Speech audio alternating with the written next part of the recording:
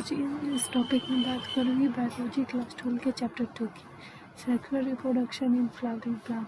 तो इसमें आपको जो फर्स्ट पेज आपको दिख रहा है, इसमें आपको ज़्यादा कुछ नहीं पढ़ना है। इसमें बस इंट्रोडक्शन दिया है चैप्टर तक कि इसमें क्या क्या है चीज़ें हैं, सेक्सुअल रिप्रोडक्शन फ्लावरिंग प्लांट में कैसे होता है। तो हम आते हैं चैप्टर 2 पे, जो कि ये जो फिगर देख रहे हैं ये बहुत ही इम्पोर्टेंट है। ये फिगर एक बार अच्छे से देख लीजिएगा। ये फिगर हम लोग क्लास 9, 10, 11, 12 से पढ़ते हुए आ रहे हैं। तो ये फिगर में ज़्यादा कुछ नहीं दिया है। और यहाँ जो ये टॉपिक लिखा है pre fertilisation structure and event, इसमें दोस्तों इसमें कुछ है नहीं, बस इसमें बताया कि male structure, female structure, androecium, gynoecium, ये सब होता है। इसमें भी इंट्रोडक्शन ही थोड़ा बहुत दिया है, इसमें कुछ नहीं है। जो मेन टॉपिक है वो हमारा है थर्ड पेज से, यहीं से हमारा मेन टॉपिक स्टार्ट होता था। आइए हम बताते हैं मेन टॉपिक क्या है। देखिए यहाँ स्टेमन, माइक्रोस्पॉन्जिया एंड पॉलन ग्रेन है। तो आप सभी को पता है कि स्टेमन किससे बना, फिलामेंट और एंथर से मिलकर स्टेमन बना हुआ था, ये आप सभी को पता है। उसके बाद बात आते हैं जो मेन टॉपिक है, मैं आपको वही बताऊंगी। यहाँ पे जैसे ये देखिए बल्बिट, जो एंथर है वो बल्बिट शेप का होता है, ये आपको पता ही होगा। नहीं पता होगा तो मैं आपको आज बता रही हूँ कि जो एंथर होता है वो बल्बिट शेप का होता है, और इसके अंदर ना लोब्स होते हैं, और लोब्स के अंदर दो थीका होते हैं। दो लोब्स होते हैं और हर एक लोब्स के अंदर दो थीका होते हैं, और ये डायोसियस होते हैं, ये आपको पता ही होगा। अब बात करते हैं हम नीचे माइक्रोस्पोरेंजिया। तो ये जो माइक्रोस्पोरेंजिया है वो जो एंथर है उसके अंदर प्रेजेंट होता है। माइक्रोस्पोरेंजिया आगे डेवलप होकर पॉलन शेक में बदलता है, लेकिन वो बात बाद में करेंगे। अभी बात करते हैं माइक्रोस्पोरेंजिया की। माइक्रोस्पोरेंजिया जो है, जो थीका होता है उसके अंदर ये प्रेजेंट होता है। और आप सभी को पता है जो एंथर होता है 4 साइडेड टेट्रागोनल शेप का होता है। तो अब आगे आते हैं कि जो माइक्रोस्पोरेंजिया आगे डेवलप होकर पॉलन शेक में बदल जाता है। तो अब आते हैं यहाँ पे, ये जो आप फिगर देख रहे हैं ये फिगर बहुत ही इम्पोर्टेंट है आपके लिए। ये तो हम बाद में बताएंगे, जो बाकी था ये बताते हैं। यहाँ पे स्ट्रक्चर देखते हैं माइक्रोस्पोरेंजियम का। ये जो ट्रांसवर्सल सेक्शन होता है और ये 4 लेयर से कवर होता है। आइए देखते हैं कौन कौन सी लेयर है। एपिडर्मिस, एंडोथेलियम, मिडिल लेयर और टेपिटम, ये 4 लेयर से ये कवर होता है। जो बाहर की 3 लेयर है एपिडर्मिस, एंडोथेलियम और मिडिलियम, ये इनको प्रोटेक्शन का काम करती हैं। और जो टेपिटम है वो इनको नरिशमेंट करता है। किसको नरिशमेंट देता है, प्रोवाइड करता है? पॉलन ग्रेन को, जो अंदर पॉलन ग्रेन होती है उनको नरिशमेंट प्रोवाइड करता है। अब बात आते हैं हम, देखिए यहाँ एक वर्ड लिखा स्पोरोजीनस टिश्यू, यहाँ आप देख सकते हैं। स्पोरोजीनस टिश्यू का मतलब होता है कि सुनिए, when the anther is young, जब एंथर यंग हो जाता है, a group of compactly arrangement homogeneous cell, एक ग्रुप बनता है। होमोजीनियस का मतलब कि जिसको डिफ्रेंशिएट नहीं कहा जाए, आप जानते हैं। तो एक होमोजीनियस अरेंजमेंट जो होती है वो उस ग्रुप का बनता है, उसको हम स्पोरोजीनस टिश्यू कहते हैं। ये कहाँ प्रेजेंट होता है, ये जो सेंटर होता है माइक्रोस्पोरेंजिया के अंदर उसमें ये प्रेजेंट होता है। तो अब आते हैं माइक्रोस्पोरोजेनेसिस। ये जो माइक्रोस्पोरेंजिया ये तो सिंगल के लिए, और ये माइक्रोस्पोरोजेनेसिस ये एक प्रोसेस है। इसमें क्या होता है, जब एंथर डेवलप हो जाता है तो जो स्पोरोजेनस टिश्यू है वो मियोटिक डिवीजन में जाके 4 टेट्राड्स बनाते हैं। माइक्रोस्पोर टेट्राड उसको कहते हैं। तो वही ये 4 टेट्राड बनाते हैं। ठीक है, अगर आपको कोई भी डाउट हो आप मुझे क्लियर कर सकते हैं, कमेंट बॉक्स में लिख के मुझे बता सकते हैं। अब आते हैं इस फिगर पे। ये फिगर बहुत ही इम्पोर्टेंट है आपके लिए, बस आप देख लीजिए एक बार। यहाँ देखिए, यहाँ जो ये 4 लेयर जो मैंने अभी आपको बताई थी, epidermis, endothelium, middle layer, microspore, mother cell, ये सब टेपिटम, ये जो है ये पॉलन ग्रेन है, इसको ये नरिशमेंट का काम करती है। हो गया ये पॉलन ग्रेन फर्दर डेवलप कैसा हो जाता है। अब बात आते हैं नीचे, माइक्रोस्पोरोजेनेसिस किसे कहते हैं।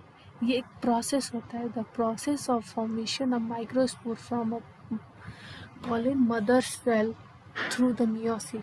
जब एक प्रोसेस होती है जिसमें माइक्रोस्पोर्स का फॉर्मेशन होता है, किससे, पॉलन मदर सेल से, मियोसिक डिवीजन में, तो उसको हम कहते हैं स्पोरोजेनेसिस। बस इसमें यही है। और इसमें क्या बनते हैं, इसमें 4 माइक्रोस्पोर टेट्राड्स बनते हैं। 4 माइक्रोस्पोर टेट्राड्स बनते हैं बस। और इसके बाद जो वो हमारा पॉलन ग्रेन है वो मैच्योर हो जाता है। जो पॉलन शेक था ना, पॉलन शेक था वो मैच्योर होके पॉलन ग्रेन में हो जाता है।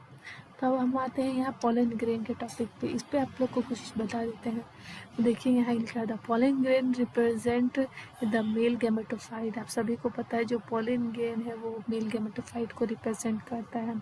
If you touch the open anther of hibiscus और any other flower you could find the deposit of yellowish powder pollen grain on your finger. Sprinkle these grain on the drop of water taken on the glass slide and the observe wonder. यहाँ ये बोल रहा है कि अगर आप ने उस पॉलन ग्रेन को टच करेंगे अगर आप, तो जो एंथर पे लगा होगा हाइबिस्कस के, तो वो येलो इस पाउडर कलर का, एकदम पाउडर के जैसा होगा, येलो कलर का। अगर उसको आप स्प्रिंकल करेंगे वाटर में और उसको स्लाइड पे लेके ऑब्जर्व करेंगे, ऑब्जर्वेशन करेंगे उसकी स्लाइड पे लेके, तो आपको दिखेगा कुछ ऐसा स्ट्रक्चर दिखेगा। अलग अलग फ्लावर के पॉलन में अलग अलग टाइप के स्ट्रक्चर ये आपको देखने को मिलते हैं। माइक्रोस्कोप पे अगर आप देखेंगे तो you will really amazed at the variety of. आप खुद ही आप शॉक्ड हो जाएंगे क्योंकि इसके बहुत सारे वैरायटी है, बहुत सारे टाइप्स हैं। तो वो अब वो टॉपिक ख़त्म। अब यहाँ आते हैं आपको पॉलन ग्रेन के स्ट्रक्चर के बारे में बताने को। तो पॉलन ग्रेन जो होता है, आप सभी को पता है पॉलन ग्रेन 2 लेयर से कवर्ड होता है और ये स्फेरिकल शेप का होता है। पहली उसकी लेयर जो है उसको हम लोग एक्सीन कहते हैं और दूसरी जो लेयर है उसको इंटाइन कहते हैं। पहले हम बात करते हैं कि पॉलन का स्ट्रक्चर कैसा होता है। ये पॉलन ग्रेन तो स्फेरिकल होता है और उसका जो डायामीटर है वो 25 से 50 माइक्रोमीटर होता है। 2 लेयर होती है, एक्जीन और इंटीन। एक्जीन जो होता है वो बना हुआ था made up of sporopollenin which is one of the most resistant organic material उसको कहा जाता है। और दूसरी बात ये है कि ये बहुत ही high temperature and strong acid alkali होता है। दूसरी बात ये है। और तीसरी बात इसमें देखिए, no enzyme that degrade sporopollenin is so far known. और जब तक ये स्पोरोपोलिनिन है, कोई बाहर की जो एंजाइम है दूसरी वो नहीं आ पाएगी। ठीक है, जो पॉलन ग्रेन है exit has a promote a part called the jump spore. ये यहाँ अगर आपको एक बात बता देती हूँ, अगर यहाँ आगे एक्जीन के बारे में लिखना है या डिफाइन द एक्जीन, तो आप लिख सकते हैं कि exine is the outer hard layer of the pollen grain. दूसरे पॉइंट में आप लिख सकते हैं, पॉइंट वाइज लिखिएगा, इससे मार्क्स गेन होता है। तो दूसरे में आप लिख सकते हैं कि ये किससे बना होता है, स्पोरोपोलिनिन से, जो कि बहुत मोस्ट रेजिस्टिंग ऑर्गेन मटेरियल होता है। 2 पॉइंट हो गया। तीसरा लिखिएगा ये high temperature and strong acid alkali. चौथा जानते हैं क्या लिखे, ये लिखिएगा pollen grain as the promote apartment call jump spore. अभी पूछेंगे जम्प स्पोर क्या होता है, मैं बताती हूँ आपको जम्प स्पोर क्या होता है। जम्प स्पोर जहाँ पे पॉलन ग्रेन एक्जीन होता है, मतलब उसकी जो आउटर लेयर होती है पॉलन ग्रेन की, जहाँ वो एब्सेंट होती है। देखिए एक बात सुनिए, आउटर लेयर होगी मतलब कि उसमें स्पोरोपोलिनिन होगा क्योंकि वो उससे बना है। जहाँ वो चीज़ स्पोरोपोलिनिन जहाँ होगा वहाँ ये जम्प स्पोर नहीं होती है। जहाँ स्पोरोपोलिनिन एब्सेंट हो जाएगा वहाँ ये चीज़ें होती हैं। जैसे कि मैं आपको फिगर में समझा दे रही हूँ। देखिए जैसे कि ये है आपका, ये है, ये आपका ये सेल है अंदर, ये पूरा पॉलन ग्रेन है, यहाँ आपका पॉलन ग्रेन है। ठीक है, तो ये जो ऊपर वाली लेयर है इसको हम कहेंगे एक्जीन।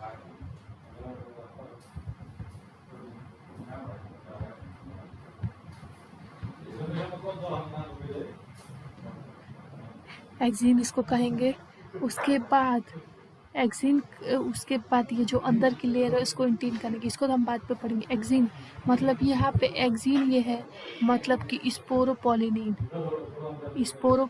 है, मतलब कि यहाँ स्पोरोपोलिनिन है। आप समझ रहे हैं, यहाँ स्पोरोपोलिनिन है।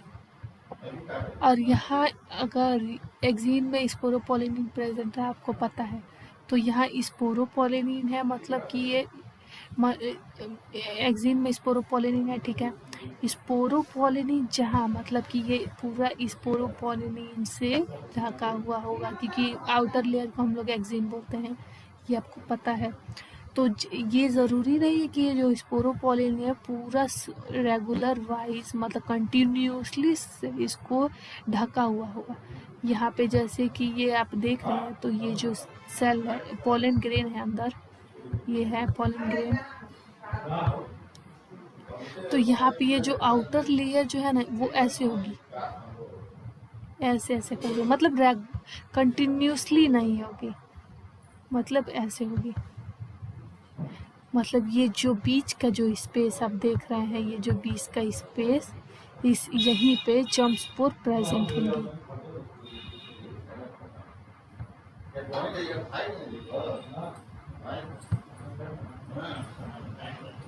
यहीं पे ये जर्म स्पोर प्रेजेंट होंगी। यही ये जो बीच का स्पेस है, जो खाली स्पेस है, यहीं पे जर्म स्पोर प्रेजेंट होंगी। इसीलिए यहाँ पे कहा गया है, देखिए जहाँ पे पॉलिन स्पोरोपोलिनिन एब्सेंट होगा वहीं जर्म स्पोर प्रेजेंट होंगी, ठीक है। तो अब बात करते हैं नीचे इंटीन की। तो इंटीन में जो है वो कुछ नहीं है ज़्यादा, इंटीन में आपको कुछ पढ़ना नहीं है। तो अब हम बताते हैं इंटीन में क्या क्या चीज़ें हैं। ऊपर का आपको समझ में आया, मैं एक बार और रिपीट कर दे रही हूँ आपके लिए। तो मैं आपके लिए एक बार और रिपीट कर दे रही हूँ। एक्जीन में एक्जीन जो होता है उसके 3 पॉइंट्स मैं आपको बता दे रही हूँ। पहला जो पॉइंट्स है, ये भी लिख सकते हैं, पहला जो पॉइंट है ये वाला पॉइंट आप लिख सकते हैं। स्फेरिकल होता है, 20 to 25 डायमीटर इसका होता है, आप ये लिख सकते हैं। उसके बाद आप ये भी लिख सकते हैं कि दूसरा पॉइंट आप लिख सकते हैं कि यहाँ ये किससे बनाता है, स्पोरोपोलिनिन से बना होता है।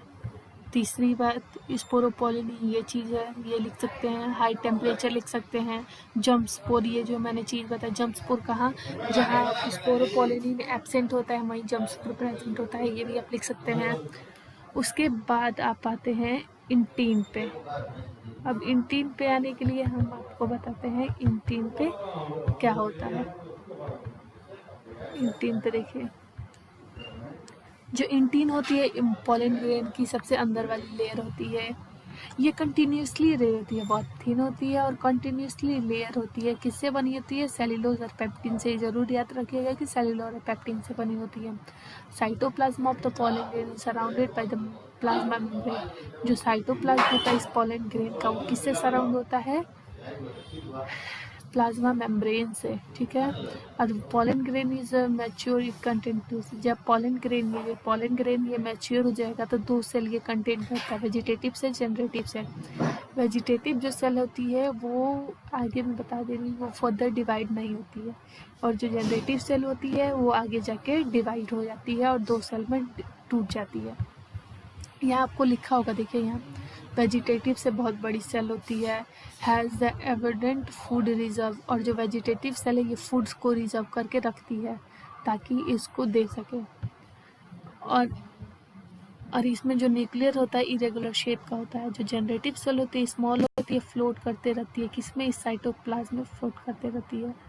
तो it is a spindle shape with a dense cytoplasm and nuclear. Over the 60% of angiosperm pollen grain side the 2 cell. हाँ देखिए, यहाँ मैं आपको बता रही हूँ कि ये जो यहाँ मैं आपको बता रही हूँ कि ये जैसे ये सेल है, मान लीजिए, और यहाँ पे ये है आपका, ये आपका है वेजिटेटिव सेल,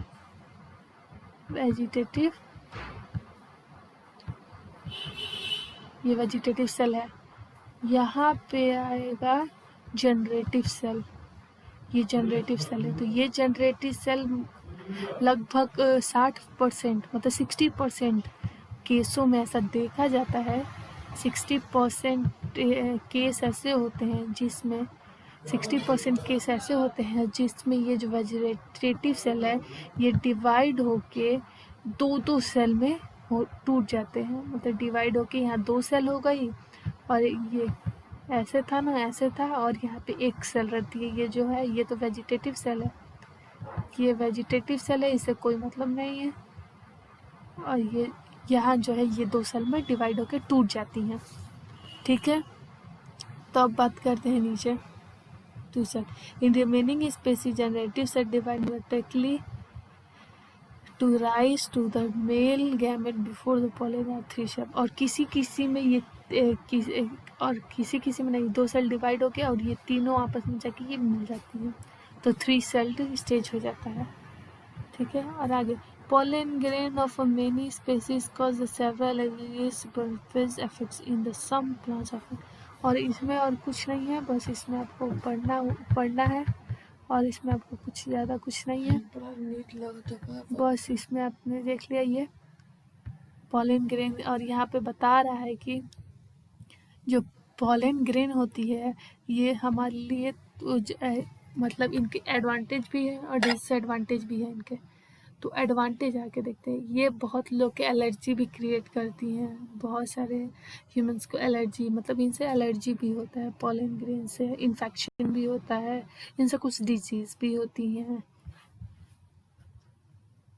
यहाँ सब लिखा हुआ है, नाम आप देख सकते हैं, यहाँ पे ये चीज़ें लिखी हुई हैं। तो इसमें ज़्यादा कुछ नहीं है, आपको समझ में आपको समझ में आया होगा।